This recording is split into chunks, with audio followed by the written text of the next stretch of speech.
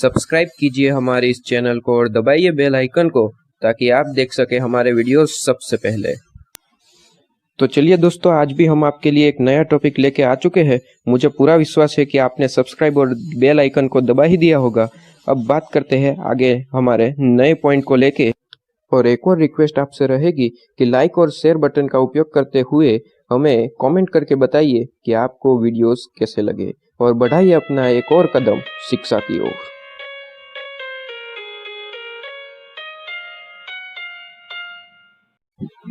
चलिए अब हम बात करते हैं rational of law of demand. Rational law of demand के क्या क्या रेशनल है, क्या क्या रूल्स है, उसके बारे में हम अभी बात करने वाले हैं इस वीडियो लेक्चर में। अभी तक हमने मार्केट डिमांड, जो पिछले वीडियो की बात कर रहा हूँ, मार्केट डिमांड के बारे में देखा हमने कि शेड्यूल देखा, हमने कुछ ग्राफ देखे, कुछ टेबल देखा।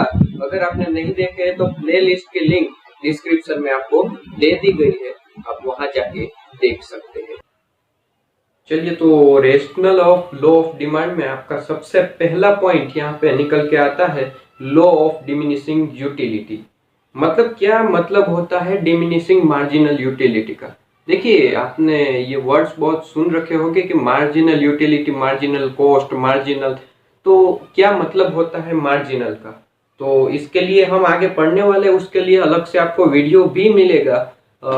फिलहाल तो आप सिर्फ और सिर्फ इस पॉइंट पे कॉन्सेंट्रेट कीजिए, क्योंकि मार्जिनल यूटिलिटी, मार्जिनल कॉस्ट के बारे में आपको यहाँ पे इतना डीप में नहीं है, लेकिन इसके बाद का जो चैप्टर है उसमें आपको यहाँ पे जरूर से पता चलेगा कि क्या मतलब होता है मार्जिनल का, क्या मतलब होता है मार्जिनल कॉस्ट का, और क्या मतलब होता है मार्जिनल यूटिलिटी का। खैर, मार्जिनल यूटिलिटी का मतलब तो इसी पॉइंट पे आपको समझ में आ जाएगा। चलिए, तो इस पॉइंट को देखते हैं, उसके बाद आपको ऑटोमेटिकली समझ में आ जाएगा कि क्या मतलब होता है मार्जिनल यूटिलिटी का। Demand marginal utility, law of demand marginal utility. तो देखिए, मार्शल है, प्रोफेसर मार्शल, तो एक इकोनॉमिस्ट है हमारे यहाँ पे। डिमिनिशिंग मार्जिनल यूटिलिटी के लिए आपको एक इकोनॉमिस्ट के बारे में कहा गया है, मार्शल, प्रोफेसर मार्शल, जिन्होंने डिमिनिशिंग मार्जिनल यूटिलिटी के लिए कुछ कहा है। देखिए, the consumer has diminishing utility for each an additional unit. Marshall का क्या कहना है? मार्शल मानते हैं कि हर एक एन एडिशनल यूनिट के लिए आपकी जो यूटिलिटी है वो कम होती जाएगी, और कहीं पे आपकी जो यूटिलिटी है वो हाई लेवल पे पहुंचने के बाद आपकी डिमांड जो है वो स्टॉप हो जाएगी। क्या मतलब हुआ इसका? चलिए एक एग्जांपल लेते हैं कि आपके एग्जांपल ले लेते हैं एक सैंडविच। आपको बहुत भूख लगी है, आप सैंडविच खाने गए, ठीक है। तो फर्स्ट जो आप सैंडविच खाएंगे, फर्स्ट आपके सामने जो सैंडविच आएगी, उसके लिए जो आपकी यूटिलिटी है, उसके खाने के बाद आपको जो यूटिलिटी, आपकी सेटिस्फेक्शन है, वो सबसे हाई होगी। फिर आपने दूसरी सैंडविच ऑर्डर की, दूसरी सैंडविच आपके सामने आई, दूसरी सैंडविच आपने खाई, लेकिन दूसरी सैंडविच में से जो आपने खाया, दूसरी सैंडविच, उनमें से जो सेटिस्फेक्शन मिला आपको, जो यूटिलिटी है आपकी, वो पहली सैंडविच के कंपैरिजन में कम होगी। मतलब कि फर्स्ट सैंडविच की यूटिलिटी इतनी है मान लीजिए, तो सेकंड सैंडविच की यूटिलिटी जो है वो फर्स्ट सैंडविच की कंपैरिजन में कम होगी। आपकी सेटिस्फेक्शन कम मिलेगी, क्योंकि आपके पेट में पहली सैंडविच तो जा चुकी है। मतलब कि इतनी भूख नहीं है आपके पेट में कि आप फर्स्ट सैंडविच जितनी यूटिलिटी क्रिएट कर सके। मतलब कि थर्ड सैंडविच आपने मंगाई, तो थर्ड सैंडविच जो है आपके ऑर्डर की, तो फर्स्ट सैंडविच की यूटिलिटी कितनी है? इतनी। सेकंड सैंडविच की इतनी। तो थर्ड सैंडविच की जो यूटिलिटी है वो सेकंड सैंडविच के कंपैरिजन में भी कम होगी, और फिर एक टाइम ऐसा आएगा कि आप ये कहेंगे कि बस अब नहीं खाया जाएगा। वहां पे आपकी जो यूटिलिटी है वो कम होते होते जीरो हो गई होगी। मतलब कि आपकी डिमांड जो है वो स्टॉप हो चुकी है। इसे ही कहते हैं डिमिनिशिंग मार्जिनल यूटिलिटी। मतलब कि हर एक एन एडिशनल यूनिट पे आपकी जो यूटिलिटी है वो कम होती ही जाएगी, ठीक है। तो बहुत ही सिंपल सा पॉइंट है, प्रोफेसर मार्शल ने ये कहा था, आपको याद रखना है। प्रोफेसर मार्शल ने क्या कहा था? The consumer has satisfaction, the consumer has diminishing utility for an additional unit. आपको याद रखना है। सेकंड पॉइंट यहाँ पे निकल के आता है, जो फर्स्ट पॉइंट था क्या था? Law of diminishing marginal utility. Second point यहाँ पे निकल के आता है प्राइस इफेक्ट। क्या होता है प्राइस इफेक्ट? हाँ, एक पॉइंट मुझे यहाँ पे प्राइस इफेक्ट में एक सेंटेंस याद आ रहा है, आपको याद रखना है कि लॉ ऑफ डिमांड हमने जो आगे के वीडियो में देखा, लॉ ऑफ डिमांड, तो लॉ ऑफ डिमांड के कुछ एक्सेप्शन भी हमें देखने हैं इसके बाद के वीडियो में। इसका नेक्स्ट वीडियो ही यही है, एक्सेप्शन। तो कुछ एक्सेप्शन के कारण जो लॉ ऑफ डिमांड है वो नेगेटिव प्राइस इफेक्ट के नाम से भी जाना जाता है, आपको याद रखना है, ठीक है। जिनकी फील्ड में एमसीक्यू आते हैं उनके लिए ये इंपॉर्टेंट क्वेश्चन रहेगा कि negative price effect, law of demand के एक्सेप्शन के बारे में बात करते हैं प्राइस इफेक्ट को लेके। तो प्राइस इफेक्ट में आपको 2 पॉइंट यहाँ पे देखने होते हैं, substitute effect and income effect. Price effect में जो है आपके लिए 2 पॉइंट है, एक substitute effect and second one is income effect. तो क्या होता है सब्स्टिट्यूट इफेक्ट? तो हमने आगे के वीडियो में सब्स्टिट्यूट गुड्स के बारे में पढ़ा था, आपको याद होगा। अगर आपने वीडियो नहीं देखा है तो मैं फिर से एक बार कहता हूँ कि आप डिस्क्रिप्शन में जाइए और आगे के वीडियोस क्लियर कीजिए और फिर से कंटिन्यू कीजिए। सब्स्टिट्यूट इफेक्ट का क्या मतलब हुआ? तो सब्स्टिट्यूट गुड में मैंने आपके लिए टी एंड कॉफी का शायद एग्जांपल लिया था, नहीं भी लिया होगा तो यहाँ पे हम टी एंड कॉफी का एग्जांपल ले लेते हैं।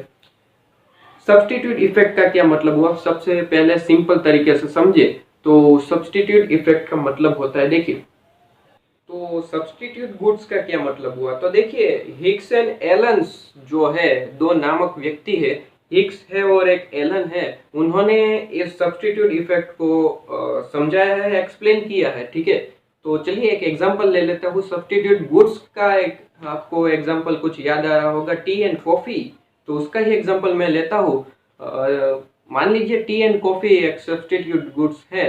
तो देखिए इसमें सब्स्टिट्यूट इफेक्ट में क्या होता है कि एक गुड्स की जो प्राइस है वो बढ़ जाती है, तो दूसरी गुड्स की जो है डिमांड वो भी बढ़ेगी।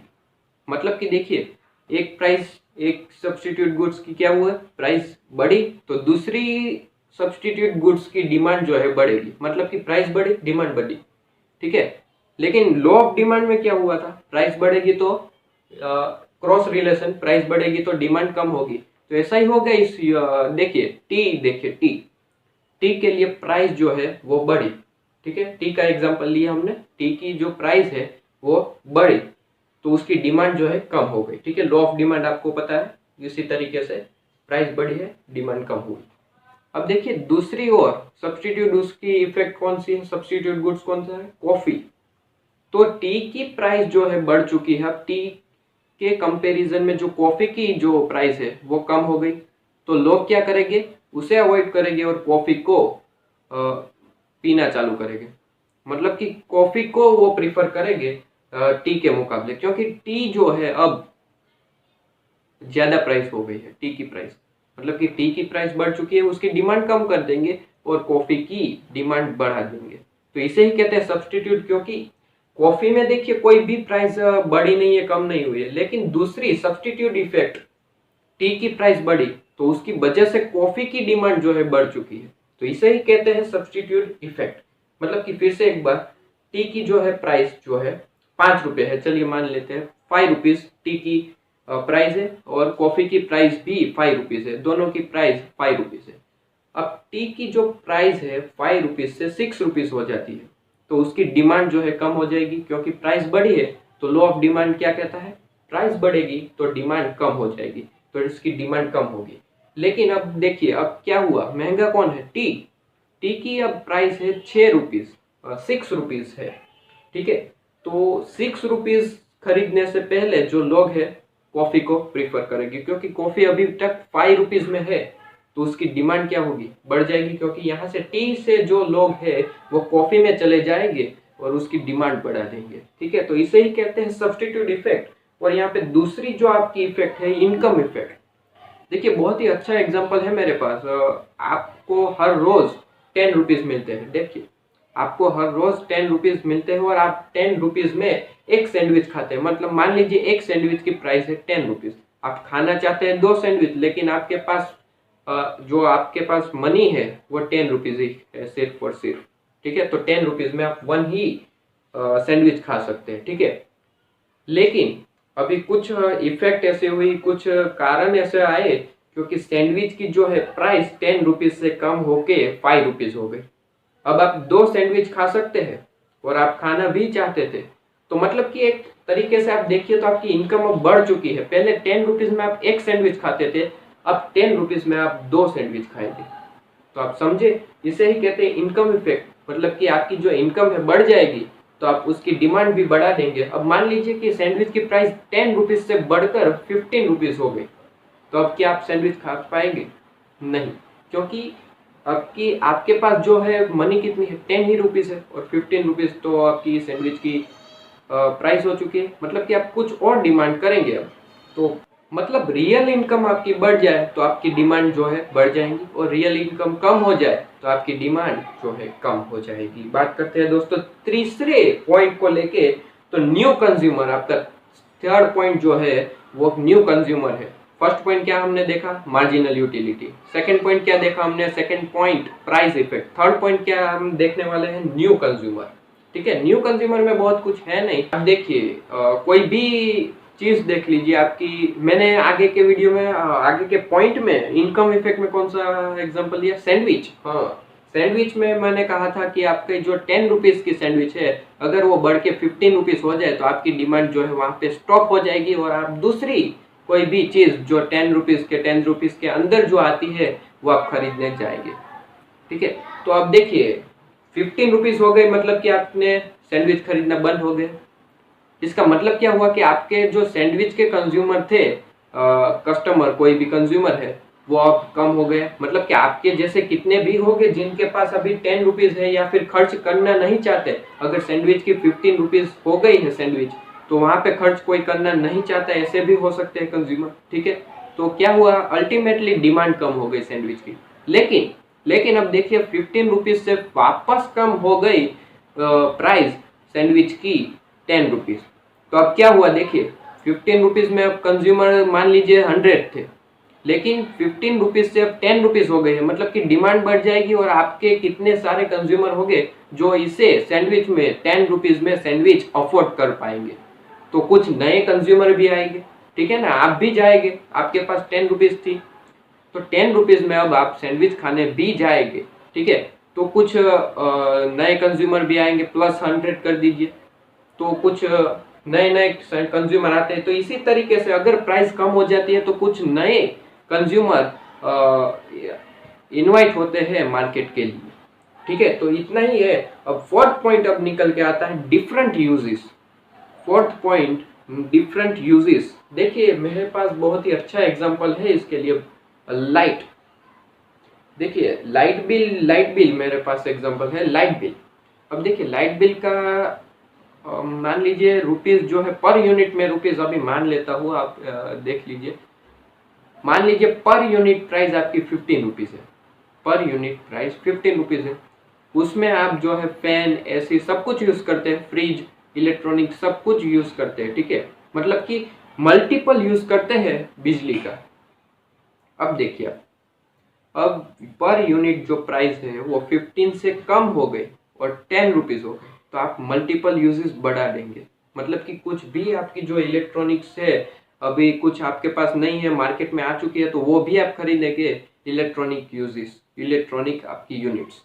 लेकिन 15 यूनिट से बढ़ गई, 30 रुपीज हो गई पर यूनिट प्राइस बिजली की, तो अब क्या करेंगे, अब आप जो है इलेक्ट्रॉनिक जो चीजें है वो यूजेस जो है कम कर देंगे। मतलब कि प्रॉपर जो यूज है, जिसे करना ही पड़ता है यूज, वही आप यूज करेंगे। एसी की जरूरत नहीं है तो एसी आप यूज करना बंद कर देंगे, क्योंकि 30 रुपीज हो चुका है, 15 रुपीज से बढ़कर प्राइस 13 रुपीज हो चुका है, 30। तो अब आपको पैसे ज्यादा देने पड़ेंगे, इसलिए आपके अल्टीमेटली यूज जो है आप कम कर देंगे, क्योंकि प्राइस बढ़ चुकी है। तो मतलब कि प्राइस बढ़ जाएगी तो क्या आप जो अल्टीमेटली कोई भी चीज है उसकी डिमांड जो है कम कर देंगे। यस, आपने डिमांड तो कम ही कर दी, क्योंकि अब 30 रुपीज हो चुके हैं और आप कुछ नया इलेक्ट्रॉनिक्स कोई भी यूनिट खरीदने जा रहे होगे तो आप स्टॉप हो जाएंगे, क्योंकि बिजली की जो प्राइस है बढ़ चुकी है। ठीक है, तो अल्टीमेटली आपको समझ में आ रहा होगा मैं क्या कहना चाहता हूँ। अगर प्राइस बढ़ जाती है तो आप सिर्फ और सिर्फ जो जरूरी है वही यूनिट यूज करेंगे, जरूरी नहीं है उसका जो आप यूजेस है वो स्टॉप कर देंगे। ठीक है, तो ये 4 पॉइंट जो है वो rational of law of demand में आते हैं। अब बात करते हैं next exception of law of demand. अब 4 पॉइंट आप ये रिव्यू कर लीजिए, बहुत ही इजी पॉइंट है, एग्जाम्पल पे ही आधारित है, कुछ भी इतना नहीं है इसमें। ठीक है, तो आइए बात करते हैं नेक्स्ट वीडियो में।